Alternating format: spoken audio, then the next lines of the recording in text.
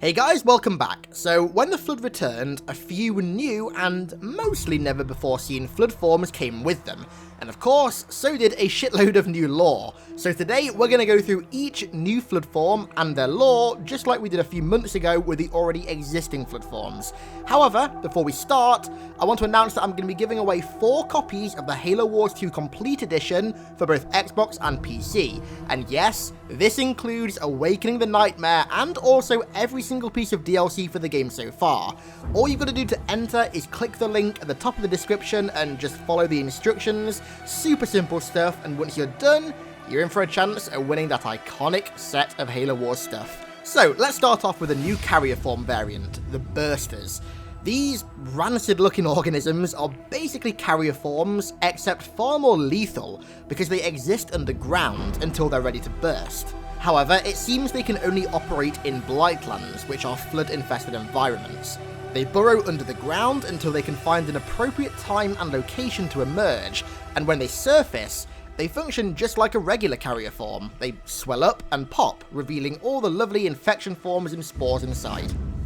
We also got another variation of the carrier form in the form of the Blister, which is a static incubation chamber that hatches infection forms, combat forms, and honestly any flood form when disturbed.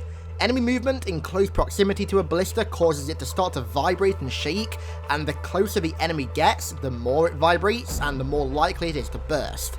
The blister egg thing itself is made out of all biomass that isn't used to create combat forms, so it's made of some of the same stuff that is used to create a proto-gravemind and also a gravemind. I can't help but look at these and instantly think of the facehugger eggs from Alien. I'm sure that was some form of inspiration. Okay, so let's move on to the Flood structures, in air quotes, and I'm using the term structures loosely. These things act like hives, and seem to be the way that pure forms are made, at least mostly. The first one is the Spore Mound. This fucking disgusting looking mound essentially takes the place of a regular mini-base, and are the culmination of a shitload of Flood biomass and secretions, whatever they are. Within it are the nests where Flood forms are produced, and the mound itself makes the Flood within its close proximity a lot more aggressive and dangerous, similar to the Abomination. A much more large-scale structure is the Cocooned Base, a regular UNSC or Banished base built in a Blightland that's been overtaken by the Flood and converted into a hive. When infected, the entire base falls under Flood control, and everything within it is infected and uses biomass. Even the base's defenses come under the Flood's control, which is pretty fucking lethal. As the cocoons are technically a hive, they constantly spawn Flood forms, and even when they're destroyed, the creatures lurking within will be revealed and will pour out. These things are pretty damn big, both in size and threat level. Right, so let's get into the juicy stuff, if you'll pardon the pretty fucking disgusting Flood pun. The offensive Flood forms that do most of the killing for the Flood, beginning with the Cedar Infectors. Now, these things are actually one of my favourite new additions to the Flood.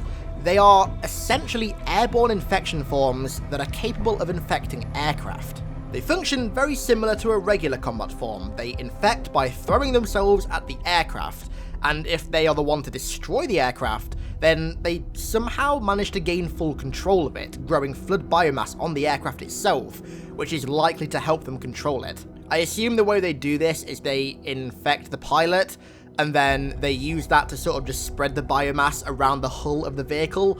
That's the most logical way I can see that happening. They can also fire shards of bone at ground targets, which is very similar to the ranged pure form from Halo 3, and I imagine it works in a similar way. Right, next up we have the Infestor, which is one of 2 new pure forms. This thing is really reminiscent of the Stalker pure form from Halo 3, and there was actually a cut variant of the Stalker from Halo 3 called the Transport form that I am 99.9% sure the Infestor was inspired by. It's basically a Stalker, but with an abdomen containing Flood spores. It's also a purpose-built anti-vehicle form, with long barbed tentacles for cutting through waves of infantry to get to the vehicles, where they then use these tentacles to bore through the hull and reach the crew, infect them along with the vehicle and take control of it. It's pretty fucking rancid, but I'm loving this new gruesome and highly detailed lore. Continuing on with this theme, we have another pure form, and hands down, the most fucking irritating enemy to fight on Legendary since Halo 2's Jackal Snipers, the Flood Spawner. These pure forms are pretty similar to the pure forms from Halo 3, in that they exist as an example of the Flood's quick adaptation to their foe. Within their abdomen, they gestate new infection forms, and are capable of literally vomiting out large swarms of them, much like the tank in Halo 3, and also other forms that directly encounter the enemy that they're fighting. For example, if the Banished were to send a Wraith to destroy a spawner, it would create an infestor form built purely to fight vehicles, or if they were to send infantry, it would create anti-infantry combat forms to fight them. These things are pretty intelligent. They're also highly mobile, acting as the main vector of spreading the Flood outside of the High Charity Hive, and while their offensive capabilities are lacking, they tend to linger on the back line of a Flood assault, out of harm's way, pumping out specific unit types to counter the enemy at hand. And finally we have the big daddy, the piece de la resistance, the Flood Abomination. Now, contrary to what we thought before, the Abominations aren't actually the same thing as Juggernauts, and they aren't a retcon either. They're actually an evolved Juggernaut form, which means the Juggernaut is now officially canon. Pretty fucking cool. The Abomination is known as a Keymined war form, which is some new lore, I'm gonna say new, that I'm gonna make a video about very soon. It's the most confusing and I'd say unnecessary alteration to existing lore that I think I've ever seen. But anyways, back to the point, we'll save that for the next video. The Abominations are massive, towering monsters, fit with two huge tentacle arms that do massive damage to any enemy that stand in its way. They're created when a Flood Hive can't be established, and when the Flood need to stay mobile and avoid destruction. In that way, they sort of act like a temporary proto-Gravemind, allowing the Flood to be a lot more collective and organised prior to the coordinated stage of evolution. To help them do so, they create an aura that surrounds them, and any Flood within that aura receive increased health and speed, making them a lot more deadly than before. As the Flood outbreak evolves, it'll begin to send waves of enemies complete with Abominations to create a much more dangerous onslaught, making even infection forms tough targets. Now, one thing I've got to note, 343 and Creative Assembly really did their homework with the Abomination, because that aura thing is a really similar effect to the one that Bungie were originally going to give the Juggernaut before they cut it from Halo 2. I just hope that one day we get to see the Juggernaut actually in-game, hell, maybe even alongside the Abomination. Now, that would be a pretty fucking scary boss fight.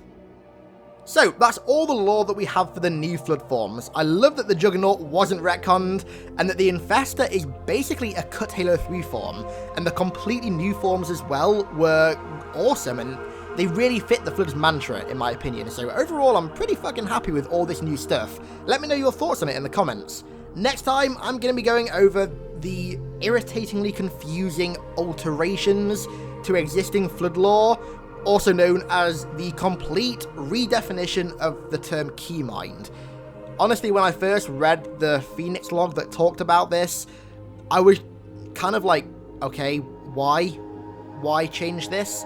This was already a pretty established thing in the lore, but it turns out they didn't change it, they just sort of kind of built on it. I don't know, I'm not going to try and explain it now because it's a really complicated change, so I'm going to talk about it in the next video. I'll save that one for what will be a very, very interesting video in a few days. Thanks a lot for watching, guys. Don't forget to enter the Halo Wars 2 Complete Edition giveaway. Thanks again to 343 and Creative Assembly for sending me the package with all the copies of Halo Wars 2 in it. I really appreciate that. So don't forget to enter the giveaway, and I'll catch you in the next one.